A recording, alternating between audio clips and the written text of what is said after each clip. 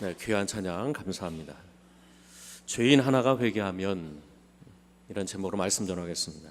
1950년대 강원도 깊은 어느 산골에서 있었던 일입니다. 상수라는 아이가 큰 아버지로부터 노란 고무신을 받게 되었습니다. 1950년대 강원도 두메산골에서 이 아이가 받은 노란 고무신은 보물 중에 보물이었을 겁니다. 이번 제가 목회계획 세미나 가서 참석했을 때 어느 목사님이 저한테 자기가 1970, 80년도에 이 만수동에 와서 놀랬다는 거예요. 이런 동네가 있나, 이렇게 못 사나. 그때 만수동은 비 오면 장화 없으면 못 다닐 정도로 영풍 아파트는 광산촌이고, 저 숭동여고 쪽은 돼지 키우느라고 난리가 났고, 그리고 이 산 넘어가면 사격장에서, 제가 사격장에서 총알 캔 사람입니다. 그리고 문둥이촌이 있고, 이렇게 아주 깡촌 중에 깡촌이었어요. 그래서 우리 장로님들이 옛날에 저 성전에서 기도할 때마다 단골 메뉴가 이 만수동 골짜기에 배새끼 세워주시고, 이런 게 단골이었는데, 하물며 1950년대 강원도 두메산골에서 이 아이가 노란 고무신을 가졌다는 건 보하죠.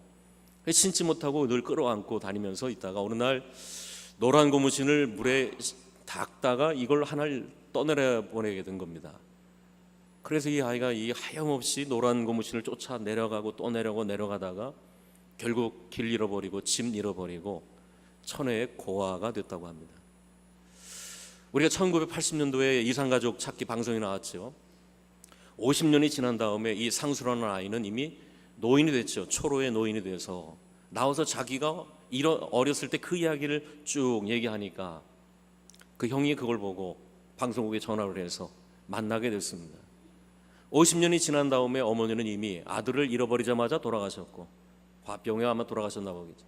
아버지는 치매로 아들을 알아보지 못하고, 결국 이 초로의 노인 상수는 눈물만 뚝뚝 흘리다가 그렇게 방송 탄 적이 있었지요. 얼마나 안타까울까요?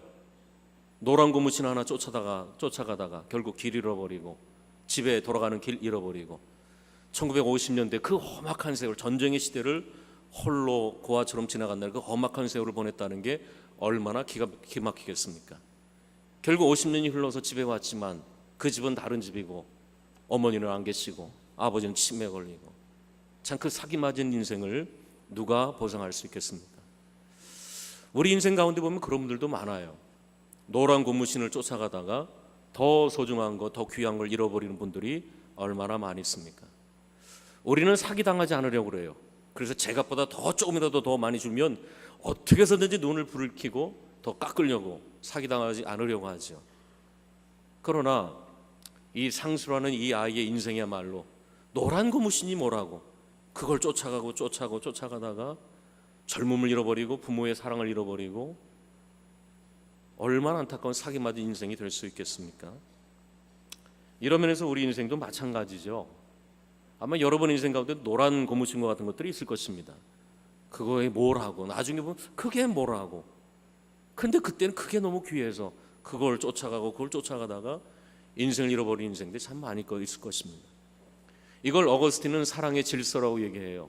사랑할 걸 사랑하지 않고, 덜 사랑할 걸 더 사랑하고, 사랑하지 말아야 될 걸 사랑하고, 더 사랑해야 될 것은 덜 사랑하고, 사랑의 질서가 왜곡됐을 때 인간의 인생은 비참해지게 되는 것이죠. 여러분, 사랑해야 될 걸 사랑하지 않을 때 우리 인생은 황폐해지죠. 하나님 말씀 사랑해야 되는데 사랑하지 않을 때, 이웃을 사랑해야 될 때 사랑하지 않을 때 영혼이 망가집니다. 사랑하지 말아야 될 거, 그를 더 사랑할 때, 쾌락과 탐심을 멀리해야 될 때 그걸 더 사랑하게 되면 인생은 또 망가지게 되는 것이죠. 이러면서 믿음 생활이라고 하는 것은 사랑의 질서를 회복하는 것, 원래 사랑으로 돌아가는 것. 신앙생활 한다라는 것은 더 사랑할 걸 더 사랑하고, 덜 사랑할 걸 덜 사랑하는 방법을 배워가는 것. 하나님을 나보다 더 사랑하고, 먼저 하나님의 나라와 하나님의 의를 더 사랑하고, 나는 덜 사랑하고, 돈 덜 사랑하고, 이렇게 사랑의 질서가 잡힐 때 그 인생은 행복해지게 될 것입니다. 우리 예수님이 이 땅에 사랑의 질서를 회복하러 오셨다라고 말할 수 있을 것입니다. 회개하라, 천국이 가까이 왔다. 천국, 하나님의 나라는 누가 들어가지요? 회개하는 자. 회개할 때, 돌이킬 때, 하나님께로 방향을 돌이킬 때, 더 중요한 걸 더 중요하게 여길 때, 덜 중요한 걸 덜 중요하게 여길 때, 하나님을 더 소중히 여기고 나 자신을 부인하고 나의 십자가를 지고 나 자신을 덜 사랑하며 더 주님을 따라갈 때, 그게 회개죠. 돌이킬 때 그의 나라에 하나님의 통치가 임하게 되고 그의 삶에 하나님 나라가 임하게 되는 것입니다. 나는 이런 은혜가 여러분 가운데도 있기를 축원합니다. 예수님이 그 일을 하러 오셨죠. 우리는 너무 멀어졌어요. 죄로 인하여 하나님과 너무 멀어졌는데 예수님이 이 땅에 오셔서 대속제물 대신 우리를 위해 죽으심으로 우리의 죄를 대신 용서해 주시고, 그래서 우리가 하나님께로 갈 수 있는 길을 열어주시고 생명을 열어주셔서 하나님께 나갈 수 있는 길과 진리와 생명이 되신 분, 그분이 바로 예수 그리스도이시죠. 그래서 예수 그리스도는 우리에게 마가복음 10장에 보면 인자 예수가 온 것은 섬김을 받으려 함이 아니라 도리어 섬기려 하고 자기의 목숨을 많은 사람의 대속물로 주려 함이라. 이게 예수님 오신 구체적인 가장 잘 나타난 이유예요. 예수님이 오신 건 섬김을 받으러 온 것이 아니라 내가 너를 섬기러 왔다. 주님 우리를 어떻게 섬기실 것입니까? 대속제물로 섬기겠다. 너희의 죄를 위해 내가 십자가에서 내 몸을 줌으로 너희의 죄를 대신 속함으로 너희를 섬기겠다는 것입니다. 그래서 우리 예수님은 하늘 보좌를 다 뒤로 하시고 이 땅에 대속제물로 오셔서 예수를 믿을 때 우리는 하나님께로 갈 수 있는 길과 진리와 생명을 얻게 되고 돌이켜 회개하고 나갈 수 있는 길을 예수님 안에서 발견하게 되는 것입니다. 그러므로 예수를 믿음으로 말미암아 우리 인생이 풍성해져요. 요한복음 10장에 보면 도적이 오는 것은 도적질하고 죽이고 멸망시키려는 것뿐이요, 도적이 온 건 죽이고 속이고 멸망시키려는 것뿐이요, 예수 내가 온 것은 양으로 생명을 얻게 하고 더 풍성히 얻게 하려 하심이라. 예수님이 오신 것은 생명을 얻되 더 풍성히 얻게 하는 것이다. 저는 예수님을 잘 믿는가 크게 두 가지를 보면 안다고 봅니다. 첫째, 그분이 대속의 은혜를 아는가. 이번 금요일날 홍은피 목사님 와서 설교 전하셨죠. 제가 그 목사님하고 대화하다가 내가 너무 좋은 게 복음을 아는 분이에요. 대속을 아는 분이에요. 저는 그래요. 전에도 얘기했지만 우리 장로님들, 우리 교회 중직들 어떤 분들 만날 때마다 그분이 복음을 알고 복음의 감격을 아는 분이라면 제가 너무 좋아요. 그 사람이 예수를 제대로 믿나 뭘 보면 알까요? 그가 은혜를 아는가, 복음을 아는가, 대속의 은혜를 아는가, 나의 열심과 공로와 노력과 내 의로, 내 노력으로, 내 열심으로 구원받는 것이 아니라 전적인 하나님의 은혜로 예수 그리스도로 말미암아 예수 그리스도를 내 마음에 모실 때 예수 그리스도 안에 있는 하나님의 의로 말미암아 내가 의로워졌다라는 그 복음, 내가 구원 얻는 건 전적인 하나님의 은혜입니다 라고 하는 그 대속의 은혜를 아는 분을 만난다는 건 참 기쁜 일이에요. 난 여러분이 대속의 은혜를 다 깨달을 수 있는 여러분 되기를 축원합니다. 주일 잘 지키고 11조하고 뭐 이런 걸로 구원 얻는 게 아니에요. 은혜로, 예수의 은혜로, 예수 안에 있는 그 하나님의 은혜로, 예수 믿을 때 그 예수님 안에 있는 하나님의 의가 내 속에 들어와서 죄인이 의인이 되는 그 대속의 은혜, 그걸 아는 사람, 목사가 되고 모르고 장로가 되고 모르면 참 어렵습니다. 그거. 두 번째 뭘 알아요? 그분이 예수를 잘 믿는 안 믿나 뭘 보면 알까요? 풍성해지는가를 보면 알아요. 풍성해지는가. 여러분, 이단과 사이비의 특징이 뭐냐면 열심히 할수록 망가져요. 여러분 주변에 이단 빠진 사람 보세요. 신천지 빠진 사람 보세요. 열심히 할수록 망가져요. 가정이 깨지고 자녀가 망가지고 학교 안 다니고 직장 안 다니고 다 깨져. 그러니까 그게 이단인가 아닌가 하나 보면 알아요. 열매를 보면 알아요. 풍성해지는, 그 인생이 풍성해지는가. 이단 빠진 사람 치고 풍성해지는 사람 봤어요? 다 망가지지. 그러니까 이단이라고요. 예수님이 오신 목적은 양으로 생명을 얻게 하고 더 풍성히 얻게 하려 함이라. 옛날에는 연약하면 죽는 줄 알았어요. 돈 없으면 죽는 줄 알았어요. 고난이 오면 두려워 벌벌 떨었어요.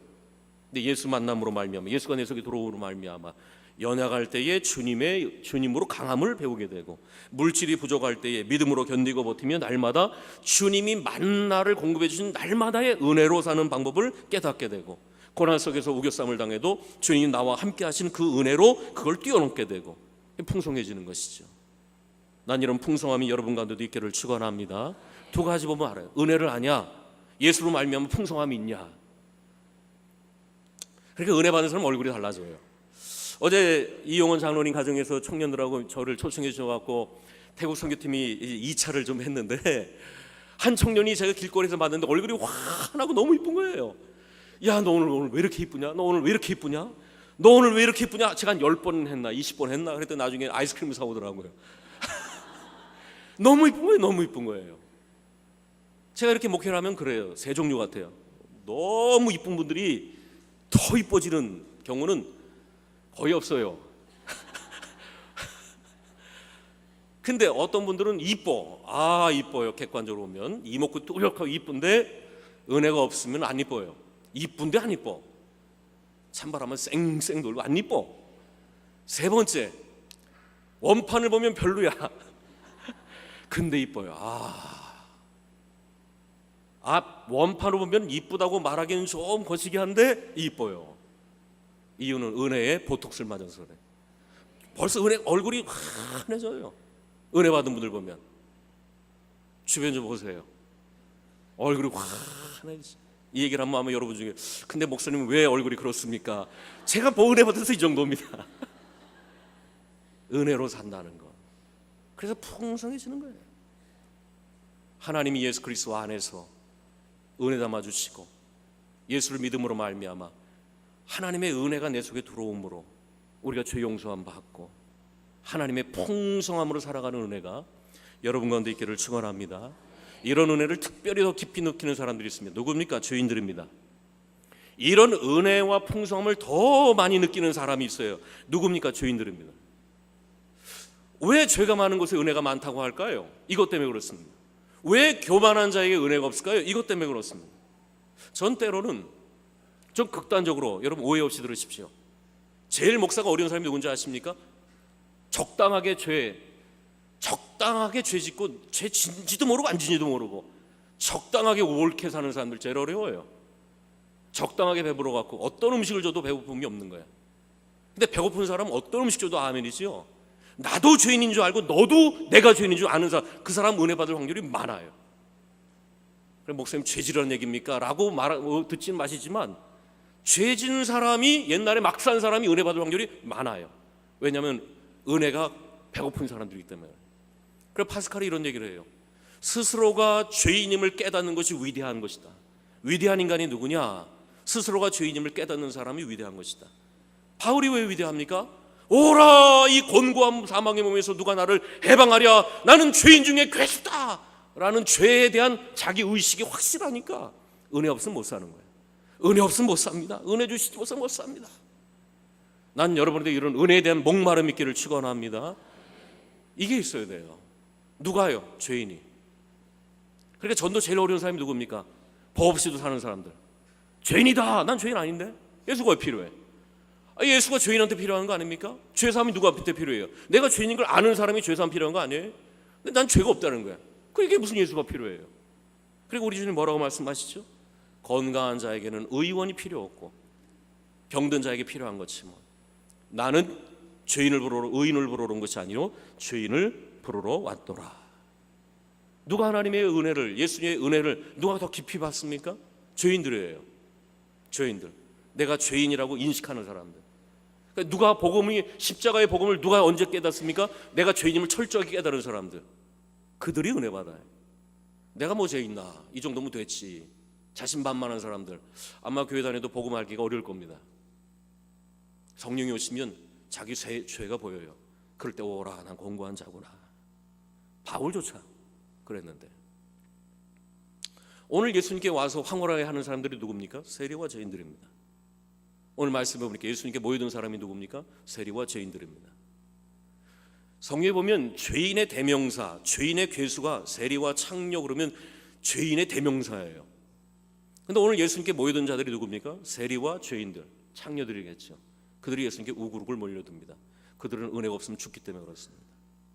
근데 이걸 보고는 수군거리고 비난하는 사람들이 누굽니까?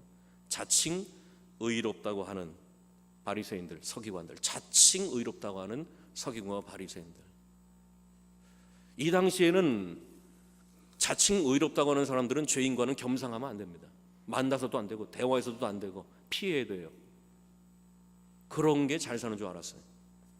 근데 오늘 죄인들, 세리들, 이 무법자들, 하나님 나라에서 제일 멀리 있다고 하는 사람들이 예수님께 제일 가까이 와서 음성을 듣고 심전을 주니까 함께 먹습니다. 이게 불편한 거예요. 자칭 의롭다고 하는 자들, 바리새인들, 서기관들이 이걸 보니까 눈꼴신 거예요. 그러니 예수님을 향하여 수군거리고 조롱하고 예수님을 원망합니다.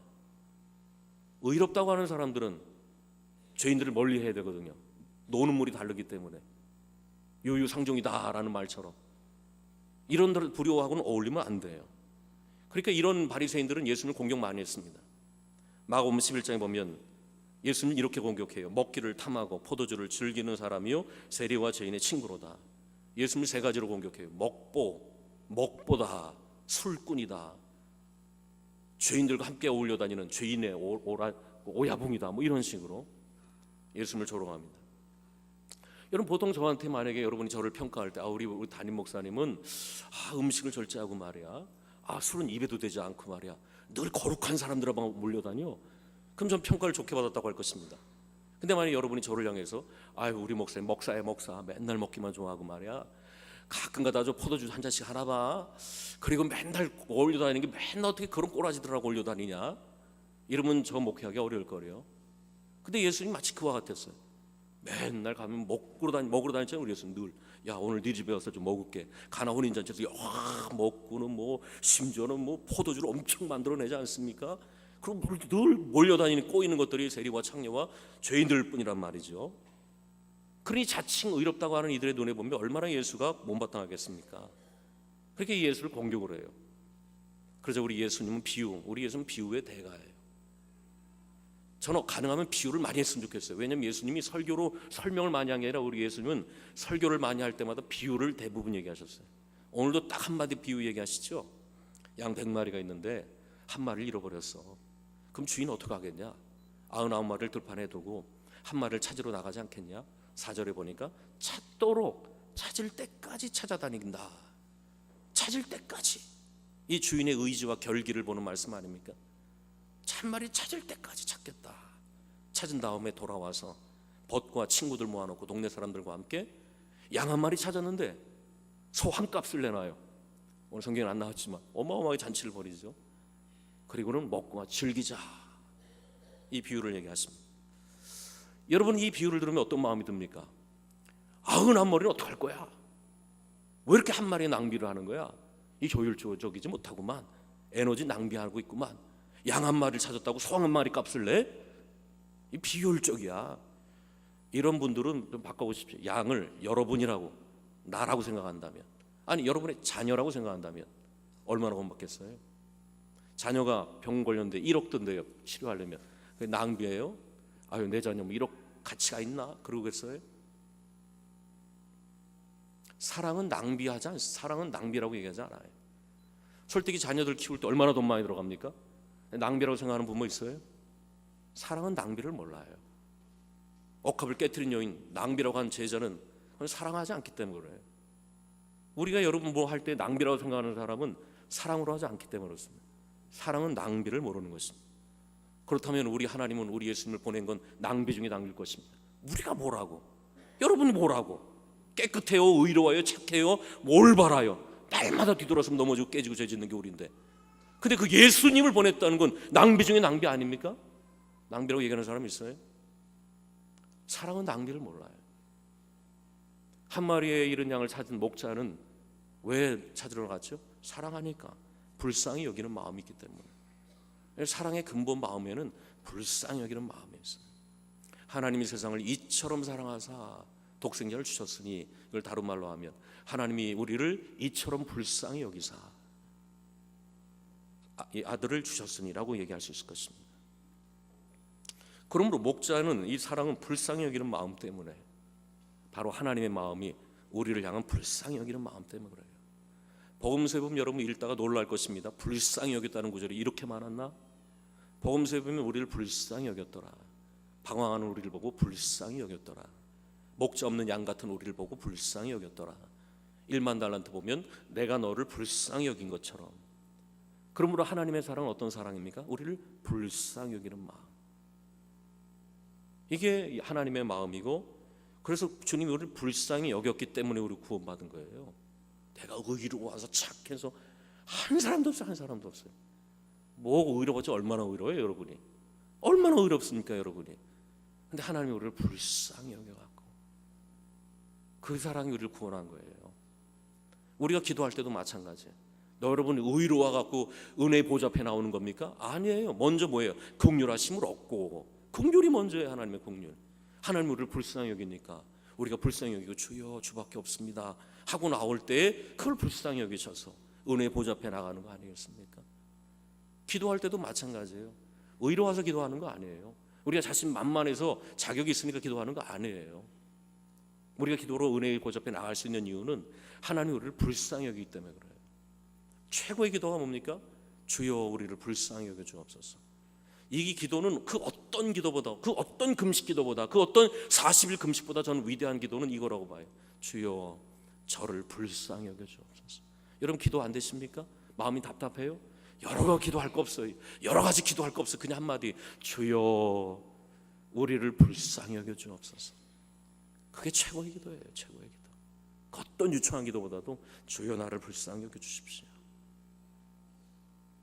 오늘 잃어버린 한 마리 양을 찾은 목자의 마음, 이 마음이에요. 저 한 마리가 얼마나 불쌍할까. 목자 없는 것 자체가 불쌍한 거 아닙니까? 맹수의 위협으로부터 바들바들 떨고 있는 양 생각하니까 불쌍한 거야. 목자가 인도함 없이 어디서 풀을 찾을까? 어디서 물을 찾을까? 어떻게 피할까? 목자 없는 양을 생각하니까 불쌍한 거예요. 그리스도인의 성숙은 불쌍히 여기는 마음에 있어요. 그리스도의 덕을 세우는 그리스도인은 불쌍히 여기는 마음에 있습니다.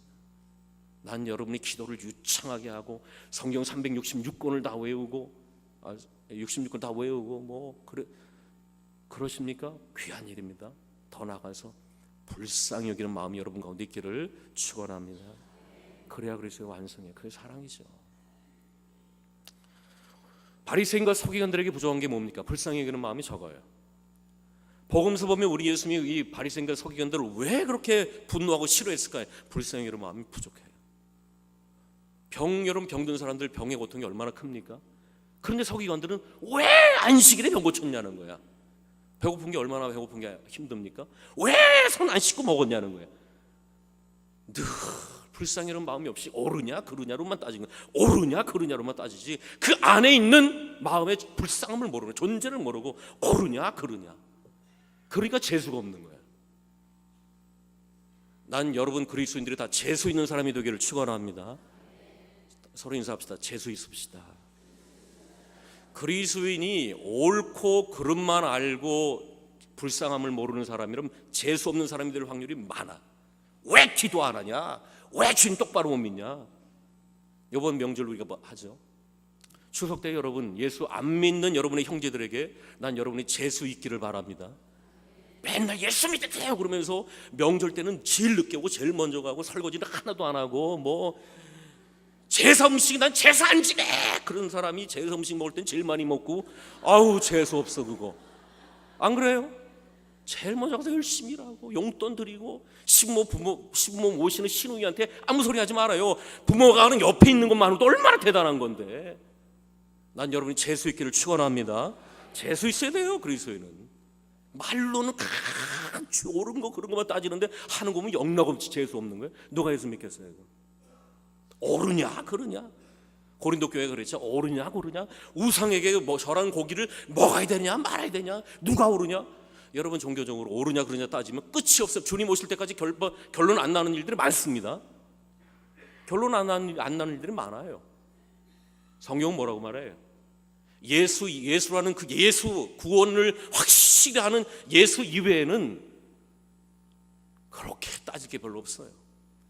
술 먹는 게 죄냐 술 담배가 죄냐 아니냐 구원하고 관계없어요. 더 큰 문제는 뭐냐? 술 담배 안 하는데 그 속에 음란함, 시기, 질투, 미움 그게 더 큰 죄라는 걸 아십니까? 비본질적인 거 가지고 했냐 안 했냐 그 속에 음란과 미움과 시기, 질투 그게 더 문제라니까. 그게 더 문제예요. 그게 주님이 우리를 불쌍히 여겨주셨으니까 저나 여러분이나 주님이 우리를 불쌍히 여겨주셨으니까 오늘 이 자리에 나와서 그럴듯하게 찬양하고 기도하고 할렐루야 하지. 불쌍히 여기지 않으면 여러분 저나 여러분 다 작살나요. 작살. 이런 험악한 말 써서 죄송합니다. 저나 여러분이나 하나님이 긍휼히 안 봐주시면 저나 여러분 다 벼락맞지 뭐 이미. 뭐가 깨끗해요 여러분이나 저나. 깨끗하신가 보네 여러분은. 긍휼하심 때문에. 십자가 달려 돌아가실 때 그 앞에서 예수님을 머리를 흔들고 침을 뱉는 그들을 향해서 우리 주님, 주여, 자기들이 하는 일을 알지 못합니다. 이 불쌍히 여기는 마음, 그 은혜가 저와 여러분을 구원했다는 걸 믿기를 축원합니다. 머리 어디 뻣뻣이 들고 다닐 필요도 없어. 자기 의로 구원받다고 하는 사람 잘하면 얼마나 교만한지. 뭐 목사도 없어. 또 못하면 얼마나 절망하는지. 근데 은혜 붙들면 어때요? 잘해도 주의 은혜입니다. 고개 숙이고 순종하고, 못해도 언제 내 힘으로 살았나, 주여 살려주십시오. 은혜는 나오고. 이 은혜 못 붙드는 사람은 교만하기가 짝이 없고 절망하면 끝까지 내려가고. 주님은 불쌍히 여겼기 때문에 그래요. 그래서 우리 주님 뭐라고 말해요? 나는 제사를 원하는 게 아니라 긍휼을 원한다. 그러면서 이어진 말씀이, 나는 의인을 부르러 온 것이 아니요 죄인을 부르러 왔노라. 그게 그 다음에 이어지는 거예요. 교회의 여러분, 지도자들이요, 덕 있는 사람, 불쌍히 여기는 긍휼한 사람이 되기를 축원합니다. 그게 사람을 변화시켜요. 이번 목회계획 세미나 가서 고려대 심리학 교수인 한성열 교수의 간증을 들었는데, 이분이 공부를 잘했나 봐요. 근데 그 당시만 해도 중학교는 시험 봐서 들어갔잖아요. 명문중학교가 있잖아요. 근데 명문중학교를 못 가고 그 당시에 미션스쿨 대광중학교를 들어갔나 봐요. 그러니까 마음에 원함이 많은, 분노가 많은 거예요. 친구들이 다가와도 내가 니까지 거더라고 친구가 될 줄 알아? 워낙 자의식이 세니까. 선생님들을 봐도 아유, 이런 학교에서 공부하는 주제에 날 가리켜? 이런 식으로 선생까지 무시하고. 그러니 이 학교 아예 골칫거려요. 맨날 와서 소설책이나 보고 공부는 안 하고 쌈박질이나 하고 선생님을 무시하고 애들을 무시하니까 다 손발 들은 거예요. 때로는 와서 똑바로 해라, 그렇게 살면 망한다, 아무리도 아무 귀에 안 들어오는 거야. 근데 어느 날 혼자 교실에 있는데 교감 선생님이 들어와요. 미션스쿨이니까 교감 선생님이 목사님, 목사님이 교감 선생님이죠. 그 교감 목사님이 들어오니까 또 속으로 이 한성열이 학생이 또 한마디 해봐라 내가 되받아치지 하고 딱 벼르고 있는데, 이 목사님이 와서 이렇게 했대요. 성열아, 너 아직도 아프니? 성열아, 너 아직도 아프니? 그 한마디 이 아이의 마음이 무너지고 눈물이 쭉 흐르고, 그래서 지금 고려대 교수가 됐다고 그래요.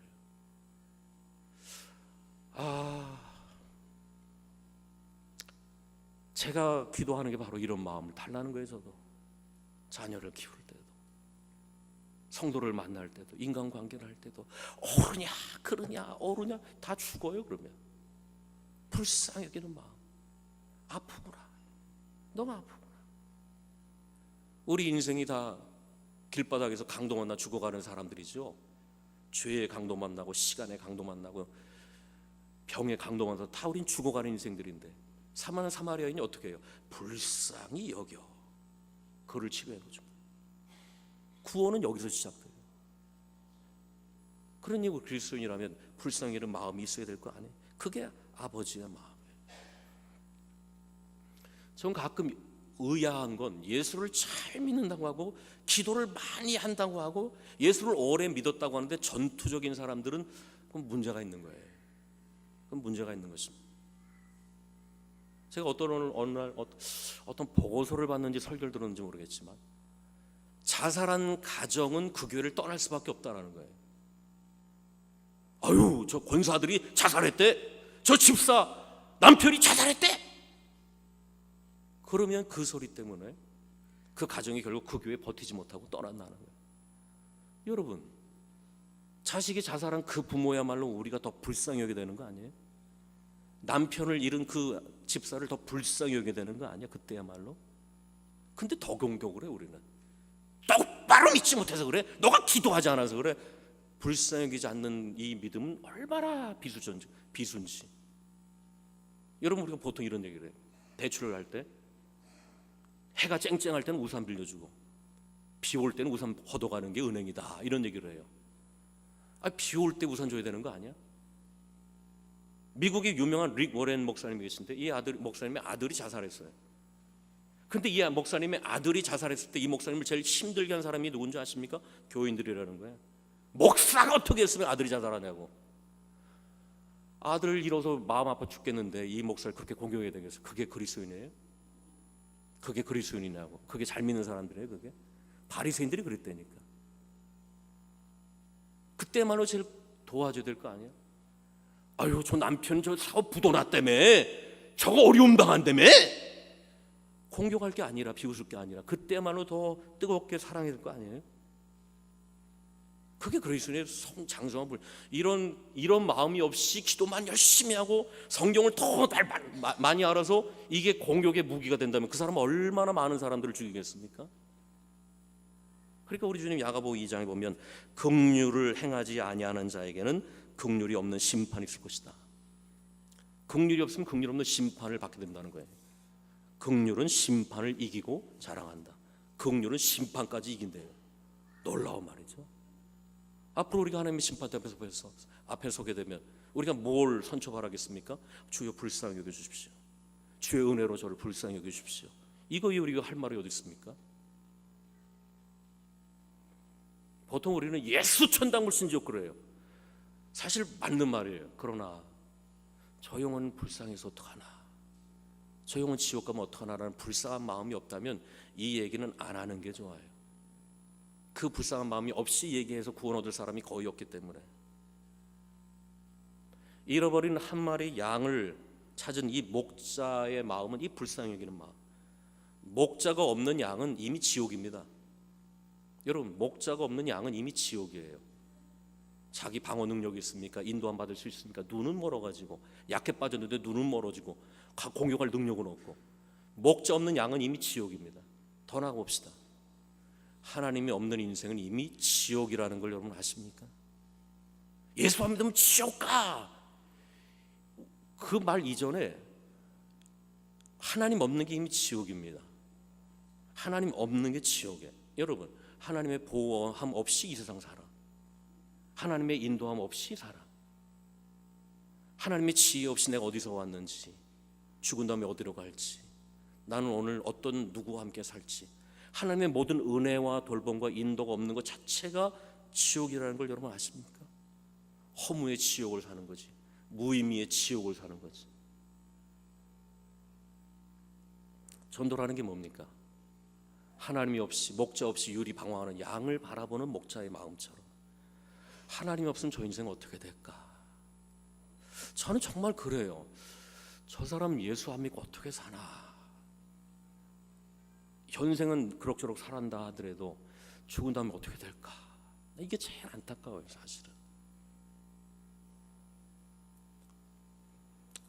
성도는 하나님은 모든 교회를 사랑하십니다. 여러분 모두 사랑하십니다.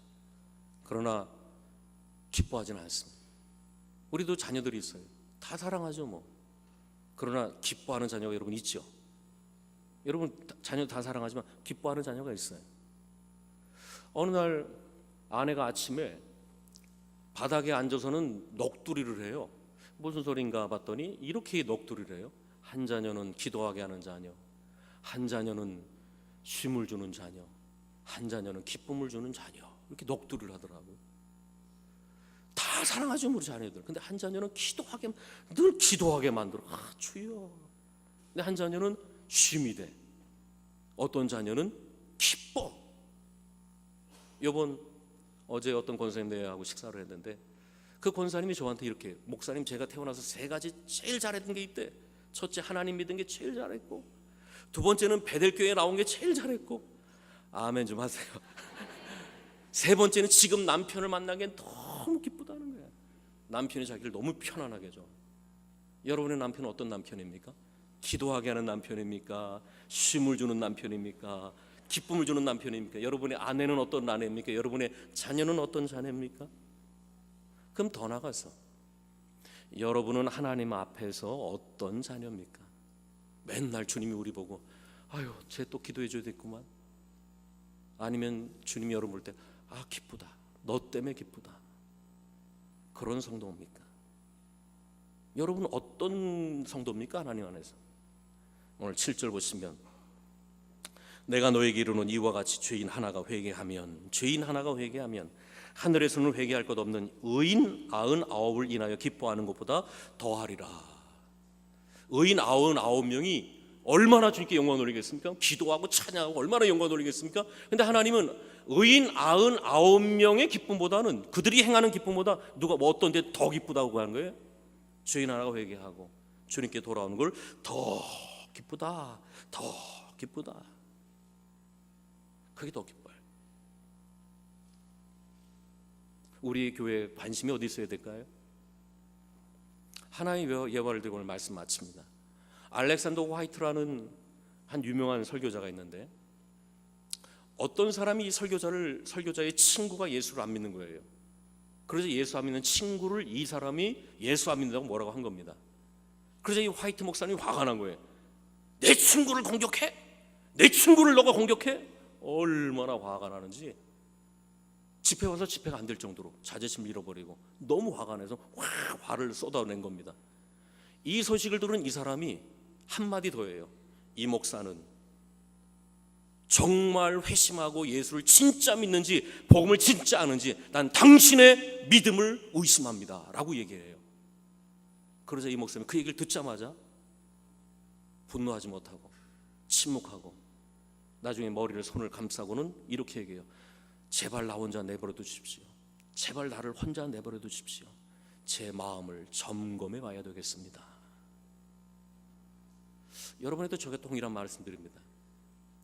예수 안 믿는 자를 보면서 불쌍한 마음이 안 든다면 여러분은 아직 복음을 점검해 봐야 돼요. 예수가 없는데 행복한 사람들 행복합니까? 점검해 봐야 돼요. 정말 그 사람이 예수를 믿는지, 종교 생활하는지, 복음을 아는지. 우리가 지금 1030 두드림 축제를 하는데 여러분이 전도에 대한 마음이 없이 그냥 먼 산 바라보는 사람이 있다면 여러분 속에 예수가 있는지 점검해 봐야 돼요. 그 목사고 장로고 권사고 아무 소용 없이 점검해 봐야 돼요. 우리 주님의 기쁨은 의인 99명이 황홀한 찬양을 하고 뭐 기도하고 뭐 금식하고 이것보다 죄인 하나가 오는 걸 더 기뻐한다는. 그래서 우리 교회가 주님 앞에서 사랑받는 교회뿐만 아니라 주님의 기쁨이 되는 저와 여러분 되기를 축원합니다. 우리 두드림 축제의 출범식을 합시다. 먼저 동영상을 좀 보겠습니다.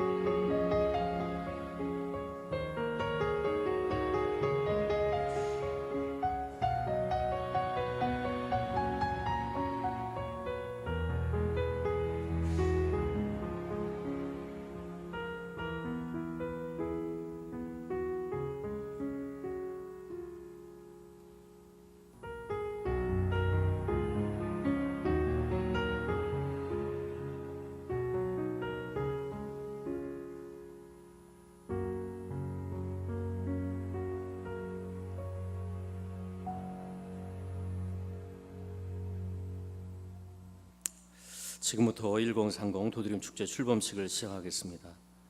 예, 우리 다 일어나십시다. 대표자들 앞으로 나오시고 지금부터 예수 그리스도의 명령에 순종하여 1030 도드림 축제가 시작되었음을 성부, 성자, 성령 이름으로 선포합니다. 네. 도드림 축제 선서가 있겠습니다. 제가 오른손을 들고 선서하게 되면은 여러분들도 오른손을 들고 선서를 해주시고요.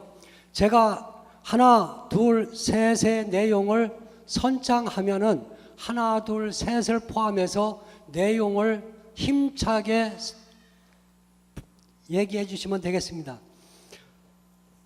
선서. 나는 주님의 소원을 이루어드리는 1030 도드림축제 기간 동안 주님의 지상 명령과 베델교회의 비전을 이루기 위해 하나님 나라 확장에 적극적으로 임할 것을 아래와 같이 선서합니다. 하나. 나는 전도 대상자 1명 이상을 작정하고 1명 이상을 인도하겠습니다. 나는 전도 대상자를 위하여 1명 이상을 작정하고 1명 이상을 인도하겠습니다. 둘. 나는 전도 대상자를 위하여 매일 기도하겠습니다. 나는 전도 대상자를 위하여 매일 기도하겠습니다. 셋. 1030 도드림 축제 기간 동안 속해 노방전도에 빠지지 않고 적극적으로 참여하겠습니다. 1030 도드림 축제 기간 동안 속해 노방전도에 빠지지 않고 적극적으로 참여하겠습니다. 2016년 9월 11일 선서자 대표 장로 홍충희. 예, 우리 함께 박수로 영광 돌립시다.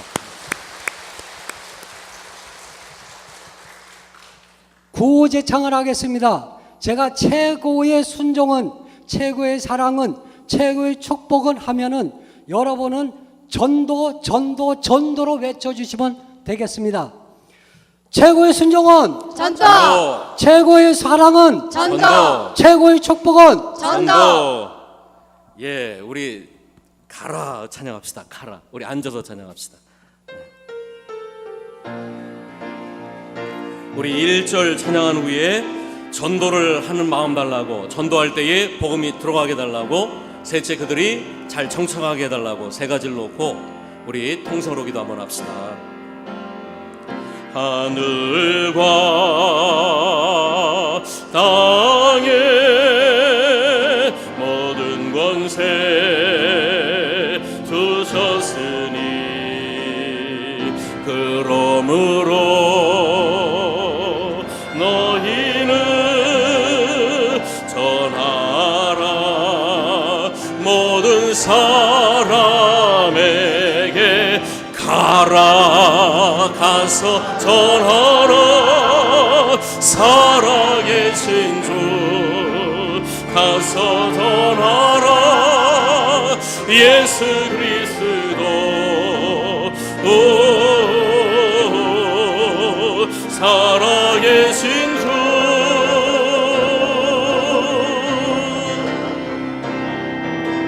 가라 가서 전하라 사랑의 진주 가서 전하라 예수 그리스도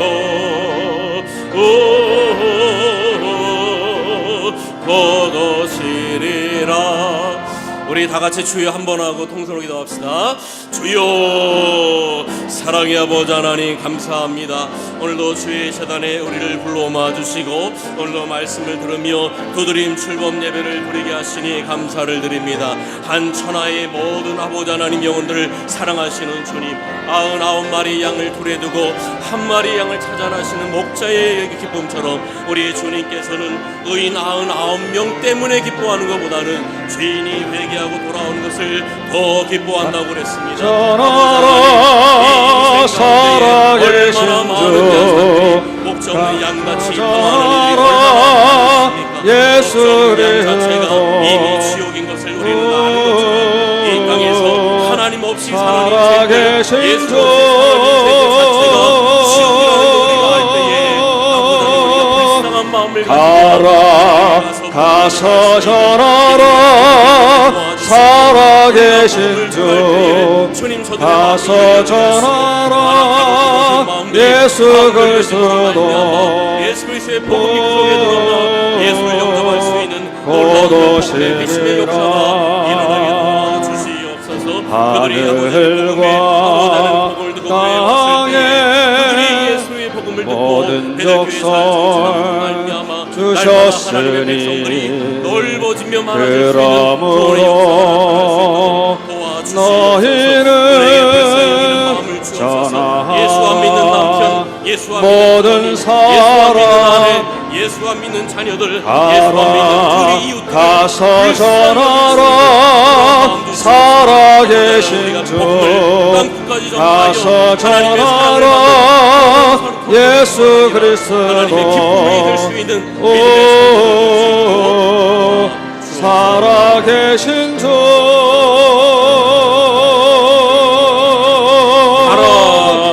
가라 가서 전하라 살아계신 주 가서 전하라 예수 그리스도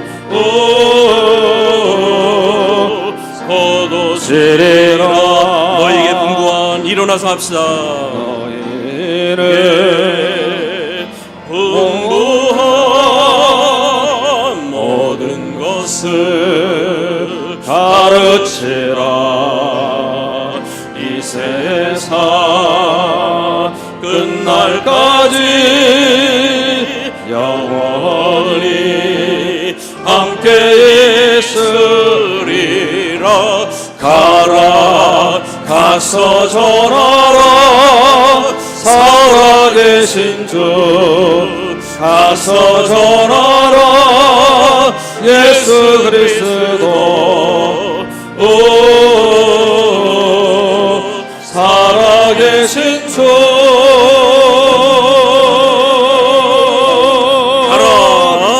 가라 가서 전하라 살아계신 주 가서 전하라 예수 그리스도